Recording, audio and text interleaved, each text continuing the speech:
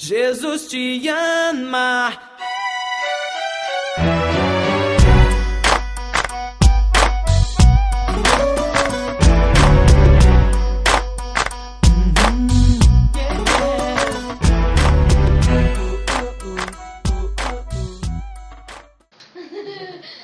Bom, meu entendimento, que eu entendi completamente. Olhando pra mim aqui, ó. Olha pra mim. Olha pra câmera. Olha pra câmera. Olha pra câmera. Tá bom?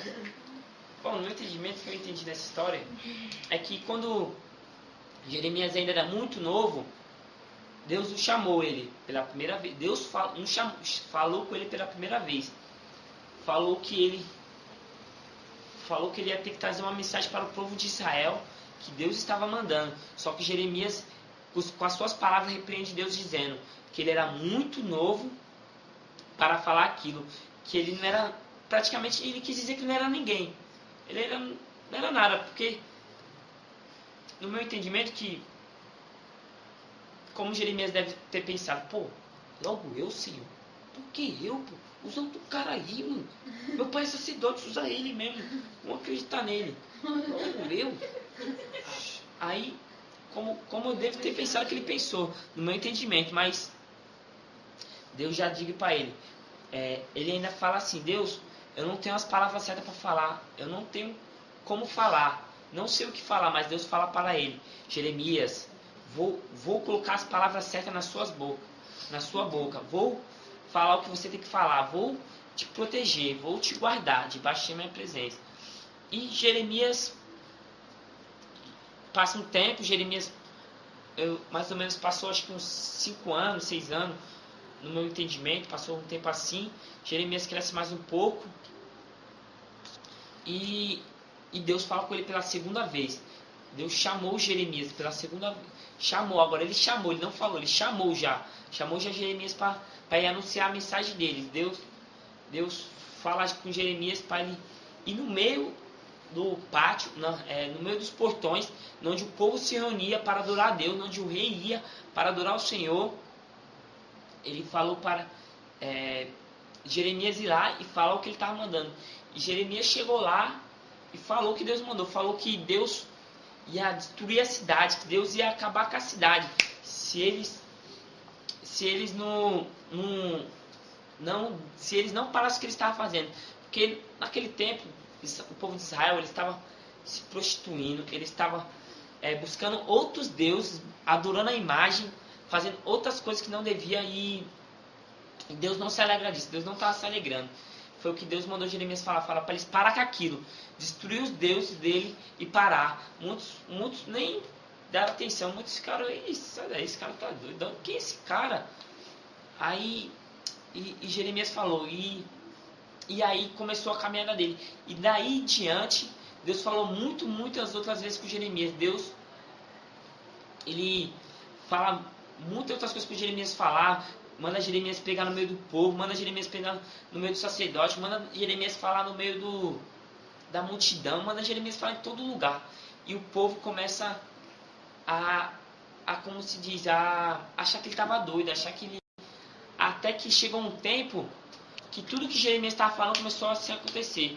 O rei da Babilônia, Nabucodonosor, ele chega à cidade e monta sua guarita, monta sua guarda ali, monta em volta da cidade um ciclo de batalha para entrar na cidade. Só que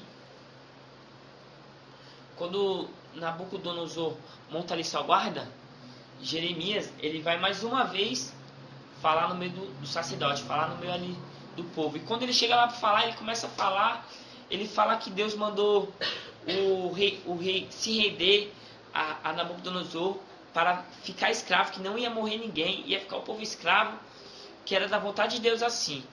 E o rei repreendeu, dizendo que não, eu virar escravo, rei, virar escravo de Nabucodonosor, nunca, prefiro morte. Aí, até que Ananias, um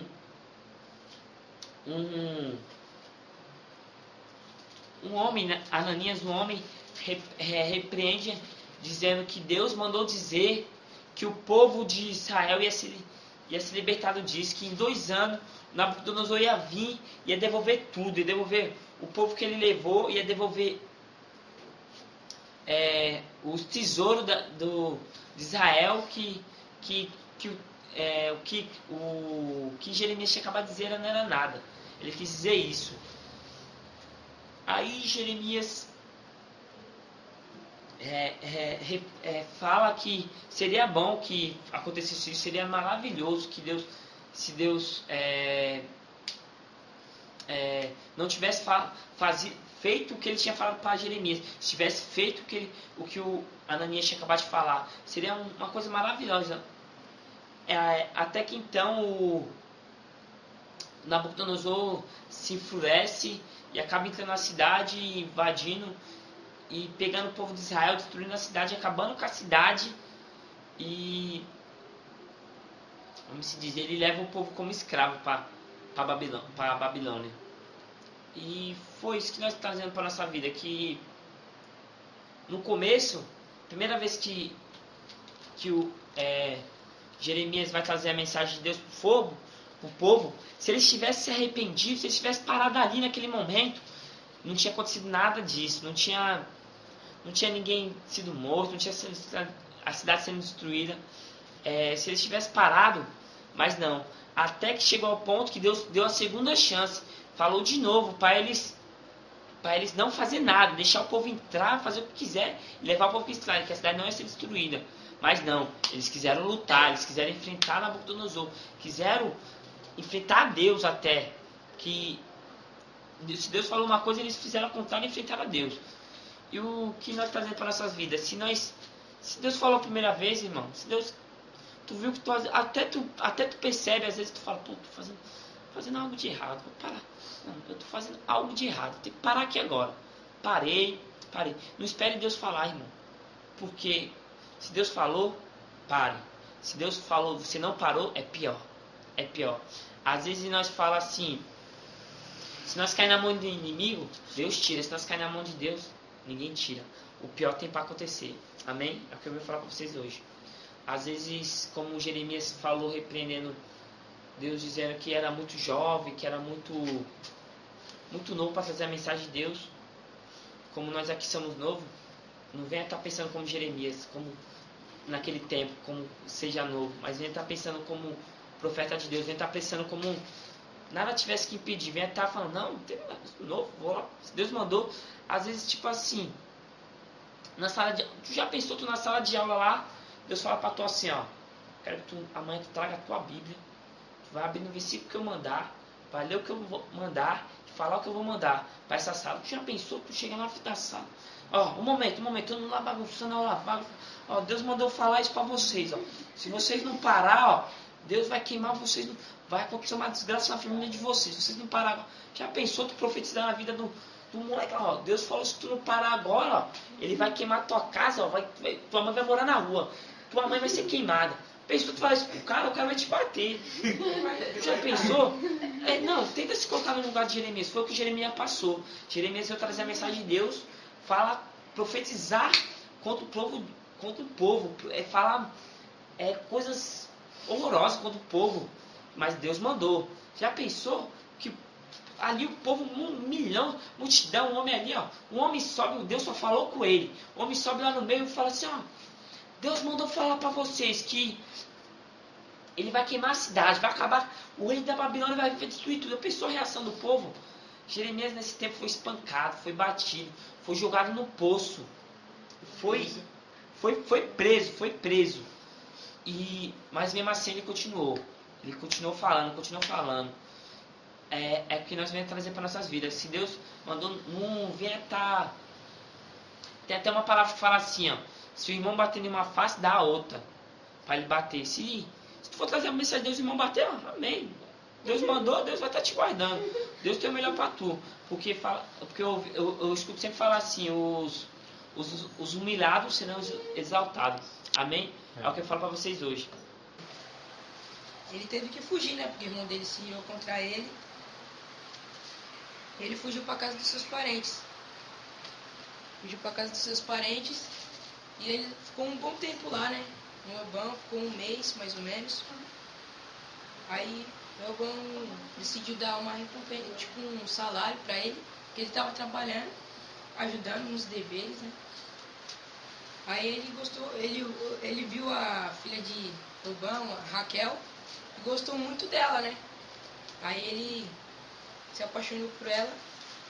Aí ele trabalhou 7 anos pra querer casar com uma filha dele. Só que Labão, em vez de dar Raquel, deu Leia. É. Aí ele decidiu trabalhar mais 7 anos para se casar com Raquel, que deu 2 filhos, que foi José e Benjamim. José foi seu preferido. E ele teve mais outros 12 filhos. É isso? Não, O total é 12. total é 12. Total de 12 filhos que ele teve. E depois, né, da sua velhice, Deus fez que ele trocasse o nome dele, né? Porque o nome dele estava significando mentira, né? Porque Jacó estava significando mentira porque ele enganou seus pais. Aí Deus mudou o nome dele para Israel, significa verdade. Ele mudou, Deus transformou a vida dele. Aí ele, já quando ele estava velho já, ele voltou para Betel, que Deus ordenou que ele voltasse. Aí ele foi lá para Betel. Ele foi.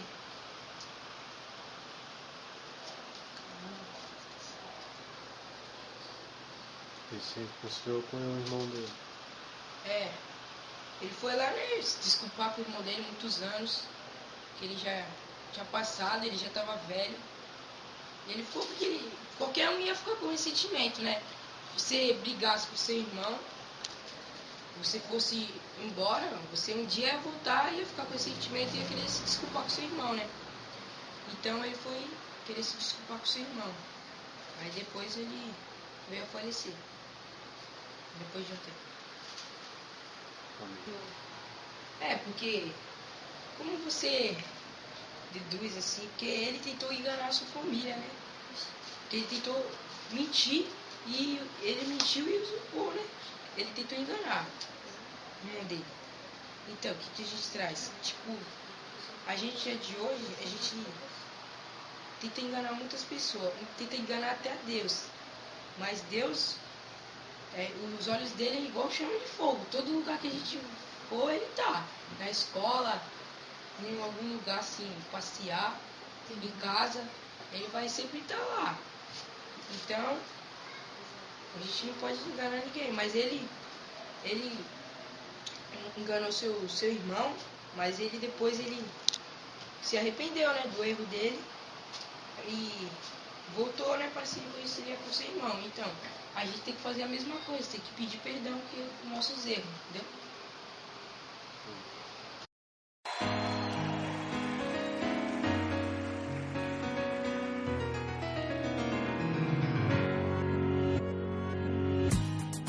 Chega de tropeços, quero direção, quero tua palavra, seja sim ou não. Não para o mundo, sim para o teu reino. Quero atitude que define um cristão. Abre meus olhos.